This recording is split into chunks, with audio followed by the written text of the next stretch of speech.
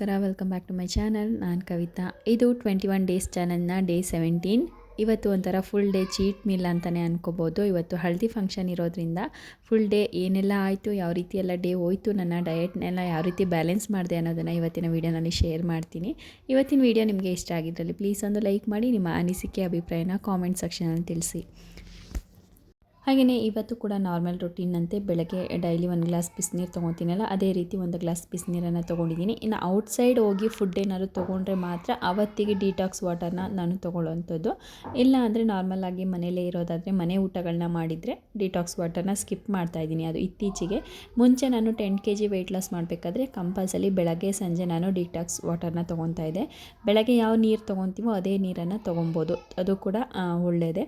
ಅಥವಾ ಬೆಳಗ್ಗೆ ಒಂದು ತೊಗೊಂಡು ಸಂಜೆ ಒಂದು ಕೂಡ ನೀವು ಮಲ್ಕೊಳ್ಳೋ ಮುಂಚೆ ಬೆಡ್ ಟೈಮ್ ಡ್ರಿಂಕ್ನ ಕೂಡ ನೀವು ಚೇಂಜ್ ಮಾಡ್ಕೋಬೋದು. ಇನ್ನು ಇವತ್ತಿನ ಬ್ರೇಕ್ಫಾಸ್ಟ್ಗೆ ನಾನು ಇಲ್ಲಿ ಪುಳಿಯೋಗರೆ ಮಾಡ್ಕೊಂಡಿದ್ದೆ ಮನೆಯವ್ರಿಗೆಲ್ಲ. ಹಾಗಾಗಿ ಅದೇ ಗೊಜ್ಜನ್ನ ನಾನು ಸ್ವಲ್ಪ ಆಲ್ಟ್ರೇಷನ್ ಮಾಡ್ಕೊಂಡಿದ್ದೀನಿ. ಯಾವ ರೀತಿ ಅಂದರೆ ಸ್ವಲ್ಪ ಎಣ್ಣೆನ ಹಾಕ್ಕೊಂಡು ಕಡಲೆಬೇಳೆಯನ್ನು ಹಾಕ್ಬಿಟ್ಟು ಅದಕ್ಕೆ ಪುಳಿಯೋಗರೆ ಪೌಡರ್ನ ಸೇರಿಸ್ತಾ ಇದ್ದೀನಿ, 1.5 ಸ್ಪೂನಷ್ಟು. ಇದಕ್ಕೆ ನಾನು ರೈಸ್ ಬದಲಾಗಿ, ನೀವು ಬೆಳಗ್ಗೆ ಟೈಮ್ ರೈಸ್ ಅವಾಯ್ಡ್ ಮಾಡಲಿಕ್ಕೆ ಅದನ್ನು ರೀಪ್ಲೇಸ್ಮೆಂಟ್ ಯಾವ ರೀತಿ ಮಾಡ್ಕೊಳ್ಳೋದಾದರೆ ಅದ್ರ ಬದಲಿಗೆ ನೀವು ಅವಲಕ್ಕಿ ತೊಗೋಬೋದು, ಓಟ್ಸ್ ತೊಗೋಬೋದು, ಅಥವಾ ಸಿರಿಧಾನ್ಯಗಳಿರುತ್ತಲ್ಲ ಅದನ್ನು ತೊಗೊಬೋದು.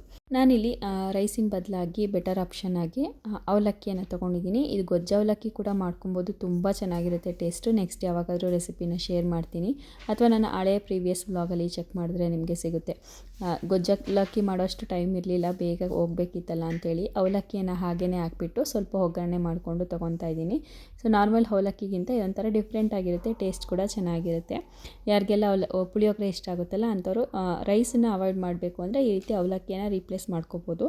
ಟೈಮ್ ಆಗೋಗಿತ್ತು, ಬೇಗ ಬ್ರೇಕ್ಫಾಸ್ಟ್ನ ಮುಗಿಸ್ಕೊಂಡು ಅಲ್ಲಿಗೆ ಹೊರಟ್ವಿ. ಬೆಳಗ್ಗೆ ಏನಕ್ಕೆ ನಾನು ಅವಲಕ್ಕಿಯನ್ನು ಚಾಯ್ಸ್ ಮಾಡ್ಕೊತೀನಿ ಅಂದರೆ ಬೇಗ ಆಗುತ್ತೆ, ಜೊತೆಗೆ ಲೋ ಕ್ಯಾಲರಿ ಕೂಡ ಇರುತ್ತೆ, ಬ್ಲಡ್ ಶುಗರ್ನ ಕೂಡ ಮೇಂಟೈನ್ ಮಾಡುತ್ತೆ, ಅದ್ರ ಜೊತೆಗೆ ವೆಯ್ಟ್ ಲಾಸ್ ಆಗಲಿಕ್ಕೆ ಕೂಡ ಹೆಲ್ಪ್ ಮಾಡುತ್ತೆ. ಹಾಗಾಗಿ ಯಾರಿಗೆಲ್ಲ ಆಫೀಸ್ ವರ್ಕ್ ಮಾಡೋರು ಇರ್ತಿರಲ್ಲ, ಕ್ವಿಕ್ಕಾಗಿ ಹೋಗಬೇಕು ಅನ್ನೋರು ಕ್ವಿಕ್ಕಾಗಿ ಒಂದು 5-10 ನಿಮಿಷದೊಳಗೆ ಈ ರೆಸಿಪಿಗಳನ್ನ ನಾವು ಟ್ರೈ ಮಾಡ್ಕೋಬೋದು. ಅಂಥವ್ರಿಗೆ ಈ ರೆಸಿಪಿ ತುಂಬ ಹೆಲ್ಪ್ ಆಗುತ್ತೆ. ಹಾಗೆಯೇ ಕೆಲವೊಂದಷ್ಟು ಜನ ರೆಸಿಪಿ ಕೂಡ ತುಂಬ ಇಷ್ಟಪಡ್ತಾ ಇದ್ದೀರಾ. ಸೊ ಇನ್ನೂ ಸಾಕಷ್ಟು ರೆಸಿಪೀಸ್ನ ಶೇರ್ ಮಾಡಬೇಕು ಅಂತ ಇಷ್ಟ, ಬಟ್ ಟೈಮ್ ಆಗದೆ ಇರೋದ್ರಿಂದ ಈ ವೀಕ್ ಫುಲ್ ಬ್ಯುಸಿ ಇರೋದ್ರಿಂದ ನಿಮಗೆ ಎಷ್ಟು ಸಾಧ್ಯನೋ ಅಷ್ಟು ಸಿಂಪಲ್ಲಾಗಿ ನಾನು ತೋರಿಸ್ಲಿಕ್ಕೆ ಟ್ರೈ ಮಾಡ್ತೀನಿ. ಇನ್ನು ಲೋ ಫ್ಯಾಟ್ ಮಿಲ್ಕ್ ಕೂಡ ಕೇಳಿದರೆ ಅದು ನೆಕ್ಸ್ಟ್ ವ್ಲಾಗ್ಗಳಲ್ಲಿ ಖಂಡಿತ ಶೇರ್ ಮಾಡ್ತೀನಿ. ಇನ್ನು 2-3 ವ್ಲಾಗ್ ಪೆಂಡಿಂಗ್ ಇದೆ, ಅದನ್ನು ಎಡಿಟ್ ಮಾಡಿ ಅಪ್ಲೋಡ್ ಆದಮೇಲೆ ಅದನ್ನು ಕೂಡ ನಿಮಗೆ ಖಂಡಿತ ಡೇ ಬೈ ಡೇ ಒಂದೊಂದೇ ರೆಸಿಪಿ ಜೊತೆಗೆ ನಿಮಗೆ ಶೇರ್ ಮಾಡ್ತೀನಿ. ಇನ್ನು ಹೋಗೋ ಅಷ್ಟರೊಳಗೆ ಹಳದಿ ಶಾಸ್ತ್ರಕ್ಕೆಲ್ಲ ಪ್ರಿಪೇರ್ ಮಾಡ್ಕೊತಾ ಇದ್ರು, ಸೊ ನಾನು ಕೂಡ ಸ್ವಲ್ಪ ಹೆಲ್ಪ್ ಮಾಡಿಬಿಟ್ಟು ಇನ್ನು ಕೆಲವೊಂದಷ್ಟು ಫೋಟೋಸ್ ವೀಡಿಯೋಸ್ ಎಲ್ಲ ತೆಗೆಸೋದಿತ್ತಲ್ಲ, ಸೊ ಅದಕ್ಕೆ ಕೂಡ ರೆಡಿ ಮಾಡ್ಕೊತಾ ಇದ್ವಿ. ಅದಾದಮೇಲೆ ಇವತ್ತಿನ ವೀಡಿಯೋನಲ್ಲಿ ಯಾವುದೇ ಟಾಪಿಕ್ ಅಂತ ಎಕ್ಸ್ಪ್ಲೇನ್ ಮಾಡ್ತಿಲ್ಲ, ನಾರ್ಮಲಾಗಿ ವೆಯ್ಟ್ ಲಾಸಿಗೆ ಬೇಕಾಗಿರೋಂಥ ಕೆಲವೊಂದು ಸಣ್ಣ ಪುಟ್ಟ ಟಿಪ್ಸ್ನ ಅಷ್ಟೇ ಶೇರ್ ಮಾಡ್ತಾಯಿದ್ದೀನಿ. ಯಾಕಂದರೆ ಇದಕ್ಕೆ ಯಾವುದನ್ನು ಪ್ರಿಪೇರೇ ಮಾಡ್ಕೊಂಡಿಲ್ಲ, ಯಾವ ಟಾಪಿಕ್ ಬಗ್ಗೆ ಮಾತಾಡಬೇಕು ಅಂತೇಳಿ. ಸೊ ನಾನೆಲ್ಲನೂ ಒಂದೊಂದು ನಿಮ್ಮ ಕಾಮೆಂಟ್ಸ್ನೆಲ್ಲ ನೋಟ್ ಮಾಡಿ ಇಟ್ಕೊಂಡಿದ್ದೀನಿ, ಅದ್ರ ಬಗ್ಗೆ ಎಕ್ಸ್ಪ್ಲೇನ್ ಮಾಡಲಿಕ್ಕೆ ಟೈಮೇ ಸಿಗಲಿಲ್ಲ. ಅಂದರೆ ಸ್ವಲ್ಪ ಆಚೆ ಹೋಗೋದು ಈ ಥರದ್ದೆಲ್ಲ ಕೆಲಸಗಳಿತ್ತಲ್ಲ, ಸೊ ತುಂಬ ಅಂದರೆ ತುಂಬ ಬ್ಯುಸಿ ಇದ್ದಿದ್ದರಿಂದ ಎಷ್ಟು ಸಾಧ್ಯನೋ ಅಷ್ಟು ವೀಡಿಯೋಸ್ನ ಕ್ಯಾಪ್ಚರ್ ಮಾಡಿ ಶೇರ್ ಮಾಡ್ತಾಯಿದ್ದೀನಿ. ಯಾಕೆಂದರೆ ಡೇ ಬೈ ಡೇ ಅಂದರೆ ಗ್ಯಾಪ್ ಕೊಡಬಾರ್ದಲ್ಲ, ಸೊ ನಿಮಗೂ ಕೂಡ ವೇಸ್ಟ್ ಆಗಿಬಿಡುತ್ತೆ ಟೈಮು. ಹಾಗೆಯೇ 21 ಡೇಸ್ ಚಾಲೆಂಜ್ ಅಂತ ತೊಗೊಂಡು ಈ ರೀತಿ ಪದೇ ಪದೇ ಗ್ಯಾಪ್ ತೊಗೊತಾ ಇದ್ದರೆ ಅದು ಬೋರ್ ಅನಿಸುತ್ತೆ ಎಲ್ರಿಗೂ. ಅದಕ್ಕೋಸ್ಕರ ಇನ್ನು ಬಾಡಿ ತುಂಬ ಹೀಟ್ ಇದೆ ಅಂಥವ್ರಿಗೆ ಏನಾದ್ರು ಕೂಲ್ ಆಗಲಿಕ್ಕೆ ಯಾವುದಾದ್ರು ಒಂದು ರೆಸಿಪಿ ಹೇಳಿ ಅಥವಾ ಏನಾದ್ರು ಟಿಪ್ಸ್ ಹೇಳಿ ಅಂತ ಹೇಳಿದ್ರಲ್ಲ. ಸೊ ನೀವು ವೆಯ್ಟ್ ಲಾಸ್ ಮಾಡಬೇಕಾದ್ರೆ ನಾವು ಜಾಸ್ತಿ ಹೀಟ್ ಆಗೋ ರೀತಿ ಫುಡ್ಗಳನ್ನೇ ತೊಗೋಬೇಕಾಗುತ್ತೆ. ಆ ಥರದ ಫುಡ್ಗಳಿಂದಲೇ ನಮಗೆ ವೆಯ್ಟ್ ಲಾಸ್ ಆಗೋದಲ್ವ. ಸೊ ಹಾಗಾಗಿ ಜೀರಾ ವಾಟರ್ ಆಗಿರ್ಬೋದು ಅಥವಾ ಅಜ್ವೈನ್ ವಾಟರ್, ಈ ಥರ ಡಿಟಾಕ್ಸ್ ವಾಟರ್ ಯಾವುದೇ ಆದ್ರೂ ಸ್ವಲ್ಪ ಬಾಡಿ ಹೀಟ್ ಆಗುತ್ತೆ. ಅದನ್ನು ತಂಪು ಮಾಡಲಿಕ್ಕೆ ಅದ್ರ ಬದಲಿಗೆ ನೀವು ರೀಪ್ಲೇಸ್ ಮಾಡ್ಕೊಳ್ಳಿಕ್ಕೆ ನೀವು ಲೆಮನ್ ವಾಟರ್ನ ಕೂಡ ತೊಗೋಬೋದು. ಅದ್ರ ಜೊತೆಗೆ ನೀವು ಚಿಯಾ ಸೀಡ್ಸ್ನ ಸೋಕ್ ಮಾಡಿ ರಾತ್ರಿನೇ ಓವರ್ನೈಟು ಅದನ್ನು ಕೂಡ ನೀರು ಜೊತೆ ತೊಗೋಬೋದು. ಅಥವಾ ನೀವು ಬ್ರೇಕ್ಫಾಸ್ಟಿಗೆ ಅಂತಲೇ ಅದನ್ನು ಓವರ್ನೈಟ್ ಚಿಯಾ ಸೀಡ್ಸ್ನ ಕೂಡ ಮಾಡ್ಕೋಬೋದು. ಅದು ಕೂಡ ತುಂಬ ಬಾಡಿಗೆ ಎಷ್ಟು ಹೀಟಾಗಿರುತ್ತೋ ಅದನ್ನು ತಂಪು ಮಾಡುತ್ತೆ.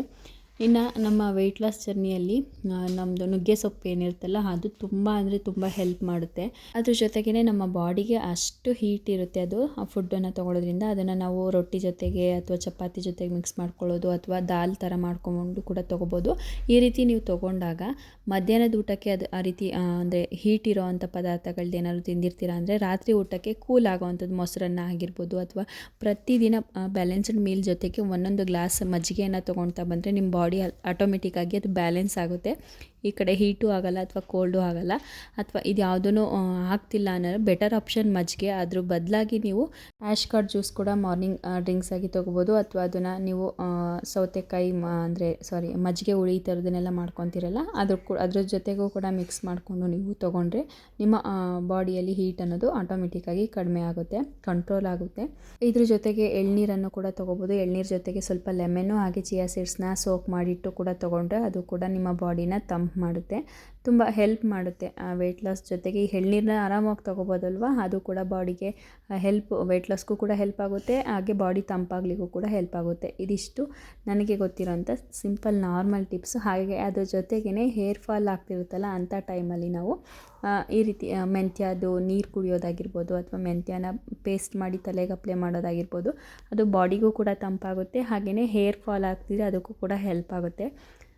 ಇದಿಷ್ಟು ನಮ್ಮ ಬಾಡಿನ ಕೂಲ್ ಮಾಡಲಿಕ್ಕೆ ಇರುವಂಥ ಬೇಸಿಕ್ ಟಿಪ್ಸ್. ಇದು ಆಲ್ಮೋಸ್ಟ್ ಎಲ್ರಿಗೂ ಗೊತ್ತಿರುತ್ತೆ ಅಂತ ಅನ್ಕೊತೀನಿ. ಯಾರೆಲ್ಲ ಗೊತ್ತಿಲ್ಲ ಅವ್ರು ಹೊಸಬ್ದಾಗಿರ್ತೀರ ಅಂಥವ್ರಿಗೆ ಯೂಸ್ ಆಗುತ್ತೆ ಅಂತೇಳಿ ಈ ಟಿಪ್ಸ್ನ ಹೇಳ್ತಾ ಇರೋದು. ಇನ್ನು ಹಳದಿ ಶಾಸ್ತ್ರ ಇನ್ನೇನು ಕಂಪ್ಲೀಟ್ ಆಯ್ತಾ ಬಂತು. ಮುಗಿದ ತಕ್ಷಣ ಇನ್ನು ಊಟಕ್ಕೆ ಶುರು ಮಾಡಿದ್ವಿ. ಸೊ ಊಟಕ್ಕಿಲ್ಲಿ ನಾನು ಲಂಚಿಗೆ 1 ಕಪ್ಪಷ್ಟು ಪಲಾವ್ನ ತೊಗೊಂಡಿದ್ದೀನಿ, ವೆಜಿಟೇಬಲ್ ಪಲಾವ್. ಹಾಗೆಯೇ ಇದು ಸ್ವೀಟ್ನ ನಾನು ತೆಗೆದಿಟ್ಕೊಂಡೆ.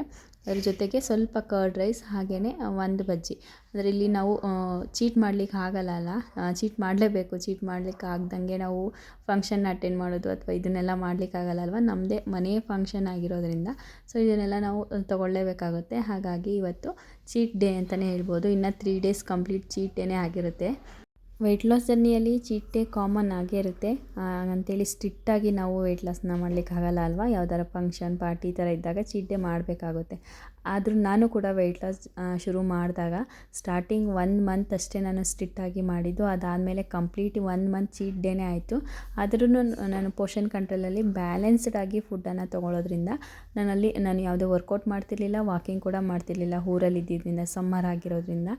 ಆದ್ರೂ ಕೂಡ ಬ್ಯಾಲೆನ್ಸ್ಡಾಗಿ ಮೀಲ್ನ ತೊಗೊಂಡು ಫುಲ್ 1 ಮಂತ್ ಬ್ರೇಕ್ ಮಾಡಿದ್ರೂ ಕೂಡ 2 kgs ವೆಯ್ಟ್ ಲಾಸ್ ಆಗಿತ್ತು. ಅದು ನಾರ್ಮಲ್ ಆಗಿತ್ತು ಫುಡ್ಡಲ್ಲೇ.